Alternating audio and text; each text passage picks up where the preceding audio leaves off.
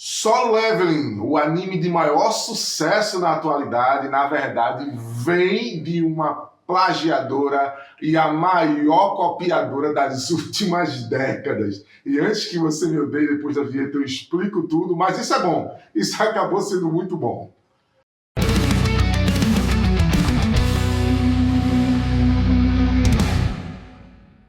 Então, pessoal, tem uma história que é uma história complicada e eu vou tentar aqui desembaraçar ela, ao mesmo tempo fazendo uma correlação entre o que tem a ver a Coreia do Sul, cópias, plágios, com a própria indústria brasileira, que a gente não pode chamar de indústria, né? Mas que vai existir, com os haters que já apareceram, inclusive. Coisa curiosa, tudo isso fez um boleado de negócio aqui que eu quero falar com vocês. Mas para começar do início, a Coreia nem sempre foi dividida, né? Então a gente nem sempre teve Coreia do Sul e Coreia do Norte, era uma só. E ela também já foi muito invadida. Inclusive sua invasão na Segunda Guerra se deu pelo Japão. Então o Japão muito cruel, invadiu a China, invadiu toda aquela galera e foi muito pesado o que eles fizeram lá. Então existe um sentimento anti-Japão dentro da Coreia do Sul até os dias de hoje.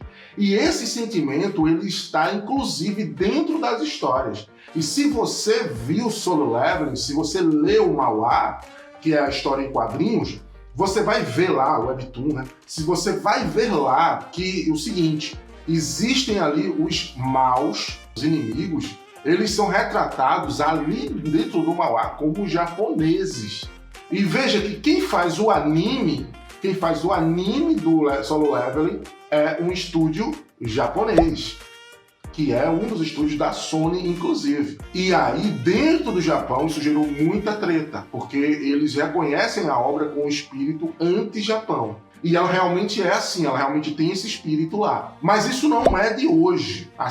Já houve por décadas uma lei, algum conjunto de leis, lá na Coreia do Sul, que impedia o consumo, que impedia a entrada de qualquer conteúdo cultural do Japão. E quando a gente fala cultural, anime é cultura. Isso quer dizer, essa lei, ela quer dizer que os coreanos não gostavam de animes? Muito pelo contrário, os coreanos amam animes, amam. E mesmo com esse espírito, com esse sentimento anti-Japão, eles consumiam anime. O que é que o governo fez quando impôs essa lei? Não podia entrar nada lá.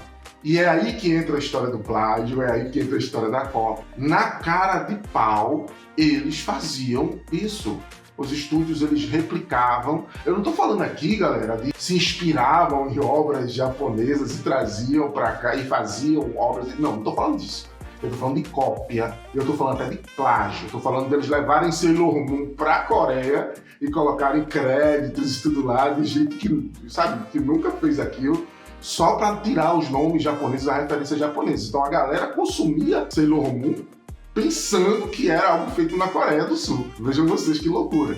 Por exemplo, Cavaleiros do Zodíaco, sucesso no mundo todo, mas lá não podia entrar. Então eles criaram a versão deles.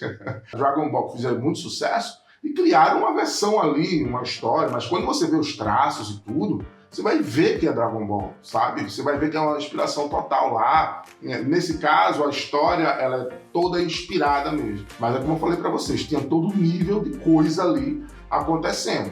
E os coreanos consumindo animes. Então, a lei não conseguiu proibir, mas o governo, de certa forma, através da censura, a galera fazia uma coisa ou outra e conseguia passar, e a galera consumia dentro da Coreia pensando que era algo original da Coreia, né? Então imagina depois o choque desse pessoal. Aqui a gente chega num ponto que eu começo a entrelaçar com o que a gente tem hoje no Brasil. Infelizmente, a gente ainda não tem uma produção forte, um incentivo forte no que é o nosso. Quando o governo sul-coreano percebe que ele não consegue derrotar o anime, ele passa a investir para que o anime lá na Coreia seja produzido e aí sim levando as histórias deles, levando o universo deles. Então eles começam a impregnar isso lá dentro. E é muito parecido com o que acontece na China. A China não conseguia impedir, e a China também tem um histórico muito parecido com o da Coreia em relação ao Japão. O Japão é menorzinho, mas o Japão já invadiu e o Japão já pintou miséria no mundo, tá? Onde invadiu. Então a China também tem suas dores aí, não quis isso.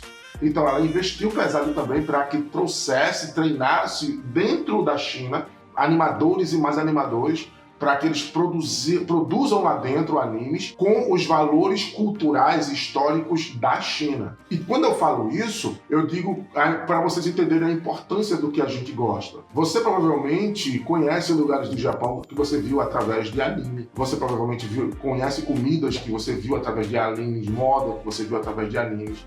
Hoje, com o K-pop, com a popularização do que a Coreia do Sul tem produzido para o mundo, muita gente fascinada por isso. Mas assim, o que levou a Coreia a ser o que é hoje é esse passado de cópia, tá? Duas coisas importantes aí: investimento, incentivo, mas principalmente você ter uma mão de obra que veio se qualificando.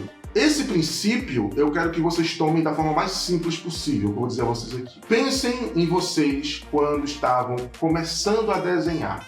Tá? Ou muitos que ainda estão nesse estágio, ou quem não desenha, mas se for começar a desenhar hoje, provavelmente, o que é que a gente vai fazer? Cópia. A gente vai pegar aquele anime que a gente gosta, cara, na minha época era assim, né? E acredito que até hoje, pelo que eu vejo dos meus alunos, também é assim. A galera vai pegar aquele anime que ela gosta e ele começa a fazer ali aquela fan, né? Aquela fan art do personagem que ele gosta. Ali você começa a se desenvolver no desenho. Copiar também te faz aprender a desenhar. Você precisa entender os fundamentos, mas quando você começa a desenhar, você começa ali a entender um pouquinho de anatomia, a entender a melhorar o teu traço.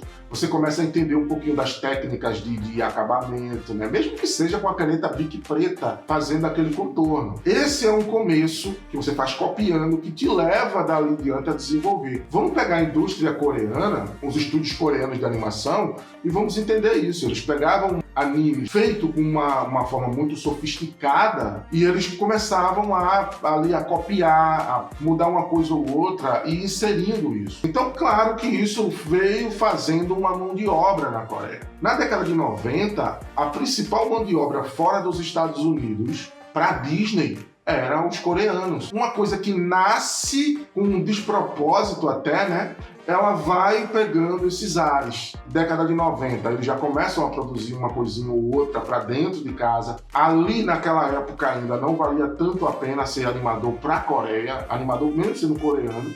Então eles produziam muita coisa que era terceirizado, né, da Disney e ganhavam em dólar, então valia mais a pena. E aí, nos anos 2000, o governo ele começa a se preocupar mais com isso. Não só com a música, com o dorama, tá? O manhwa, o webtoon. Olha o que está acontecendo, ela começa a ter uma crescente na qualidade, no reconhecimento. E hoje a gente está vendo o Solo Leveling, que é essa explosão, tudo bem, animado por um estúdio japonês, mas não é por acaso. É porque a história ela explodiu, a história ela entrou no gosto da galera. Quando eu falo para vocês que ali dentro tem um teor cultural muito forte, foi isso que gerou a bronca. Solo Leveling é feito por um autor sul-coreano que tem também ali seu leque cultural baseado na história do seu país. E ele entende que o japonês fez mal. Então, dentro do país dele, dentro da história dele, ele coloca esse espectro do japonês como sendo algo mal na história. Quando isso chega no Japão, a galera começa a criticar demais como é que um estúdio japonês está produzindo uma obra que é anti-Japão. Então, lá dentro, eles fizeram uma versão alternativa. O país, né, dos adversários, dos inimigos, é um mundo fictício, onde eles mudam os personagens principais e agora eles passam a ser japoneses. Então houve essa mudança para o consumo interno japonês. Agora quem vai ver a obra original vai ver tudo isso lá escancarado. O inimigo é o japonês. Então vejam vocês, uma guerra que acontece, a Coreia do Sul não tem mais lei que impede o anime japonês entrar lá, mas hoje ela está tão forte, ela tem uma expressão cultural na música, na dança, no cinema, né, nas séries, e também representado nas histórias em quadrinhos e agora também nas animações. Trouxe a gente para uma evolução. Então a gente tem uma Coreia do Sul hoje, uma potência cultural e na produção de histórias. E o Brasil, ele pode seguir um caminho como esse. Não há um incentivo muito forte, direcionado e popular, tá, para os animadores brasileiros. Uma galera ali que fica entre... Tem muita galera jovem que já tem 14 anos, inclusive está com série na Animaqui, está fazendo ali, a gente recebeu algumas críticas, inclusive, de algumas pessoas. Não, mas tão jovem ali, tem que amadurecer, só que assim, essa galera ela é o futuro do processo da gente. A gente não está aqui para matar a vontade, para matar o sonho de ninguém, né? Se for uma história, a gente está aqui para receber. Por quê? Hoje a gente tem histórias feitas no celular, a gente tem histórias feitas... E a gente tem histórias que são baseadas em universos que já existem, né? A gente viu que essa semana bombou a plataforma. O Android Be The Hero é uma história que inaugurou também essa semana com a gente, uma série que é totalmente baseada nisso, baseada no universo de Dragon Ball, né? E você percebe que ali tá todo, e não é negado isso, o ator ele é muito legítimo quando ele fala, olha, isso aqui eu sou fã e eu tô fazendo uma versão minha. E não tem problema nenhum nisso, não tem problema nenhum, pelo contrário, é bom que aconteça. A gente tem muitas histórias originais, a gente tem muitas histórias boas, nós estamos fazendo um original que vem de um mangá nacional, que a gente está produzindo aqui, né? Mas se tem uma história assim, porque, pensa comigo, se você pode fazer um desenho de um anime que você ama, por que você não pode fazer uma animação baseada numa história de um anime que você ama, né? Por que você tem que ser criticado por isso? Pelo contrário, tem que ser incentivado. A originalidade, ela vai existir no processo certo de cada um. E o que é originalidade? É uma mistura de tudo que você já conhece, do teu repertório todo de conhecimento, através de uma conexão de ideias.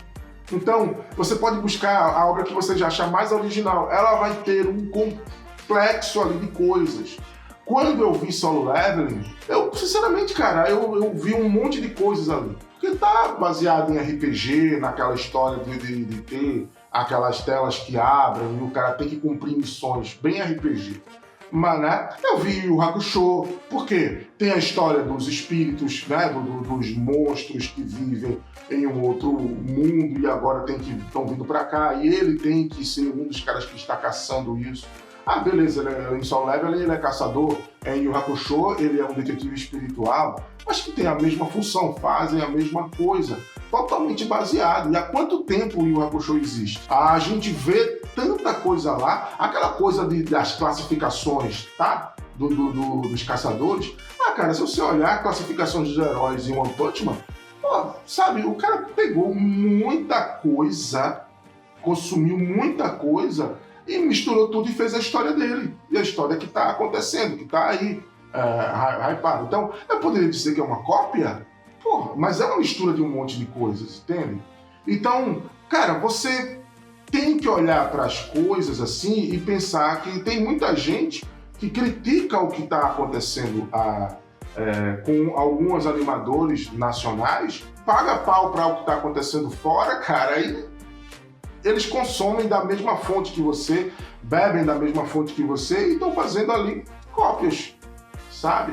E não é ruim para algo que está nascendo. Cara, galera, a indústria coreana hoje, ela deu a volta por cima. Ela é uma indústria que todo mundo respeita, que todo mundo vê como algo de alta qualidade e que produz e que já busca competir, inclusive, em muitos aspectos, com os Estados Unidos, tá? Com o Japão, em muitos aspectos. Muitíssimos deles aí. E quando a gente olha para cá, para o Brasil, a gente se vê apenas como consumidores. Só isso. Mas a gente tem um mundo de pessoas, sabe? Mais de 200 milhões de pessoas. Isso é muita gente. Se você entrar agora no Google e você procurar palavras-chave, você vai ver que são mais de 1 milhão de buscas por animes. É muita coisa. Então, você vai entender aos poucos que o que a gente está fazendo é a construção de algo que pode ser, sim, muito forte. Eu estou muito feliz com o que eu quero dizer para vocês, com o crescimento da Animaqui, com a busca, com a galera que está se cadastrando. A gente já tem uma comunidade de pessoas que estão cadastradas e nem precisariam se cadastrar. Olha que louco isso, porque o conteúdo que está lá é gratuito, qualquer um pode chegar, pode assistir, qualquer um pode chegar e se inscrever para colocar o seu anime lá, sua animação, e a gente já provou que a gente está lá aberto a toda a animação. Se for uma história, traz pra gente que a gente vai colocar pra galera. E aí o crescimento foi de mais de 100%. O crescimento hoje é terça-feira, de domingo pra cá, ele não para de crescer de forma orgânica. Eu não sei como é que é isso, eu não sei como é que tá acontecendo isso. E a gente tá fazendo uma parada assim, que ela é monstruosa, que a galera tinha sede de ver, sede de assistir algo que representasse ela.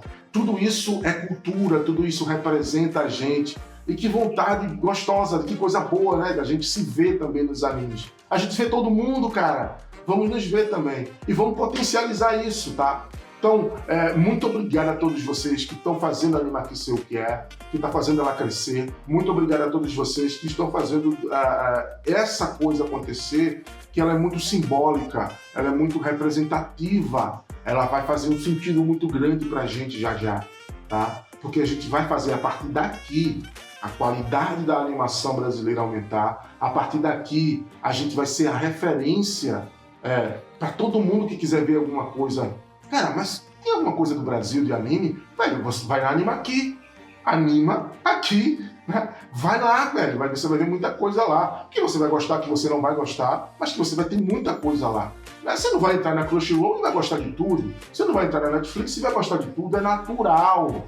Ok? Mas pelo menos agora existe uma chance. Pelo menos agora a galera tem um local para se colocar. Moral da história. Você pode começar copiando, tá? Isso não faz mal. Pode começar copiando. Você vai se desenvolver e depois você vai chegar na originalidade que você quer, que as pessoas vão querer ver e que é preciso. Não é vergonha nenhuma. Agora começa. Você quer animar? Começa. Para com essa história de que tem que estar perfeito o desenho. Não. Começa. Primeiro você começa, né? Depois você vai lá e fica melhor. E melhora, e melhora, e melhora. Tá bom? E para que esse canal melhore também, não esquece de curtir, tá? De compartilhar com a galera, porque o crescimento desse canal também é muito importante, é estratégico para o crescimento de toda a comunidade. A Anima Aqui, esse canal, o nosso Instagram, tudo isso está conectado para que a gente consiga esse ano acontecer, assim, explodir de uma forma muito forte. Tá bom? Então eu conto com todos vocês. Até o próximo vídeo com mais uma história aí pra gente se inspirar.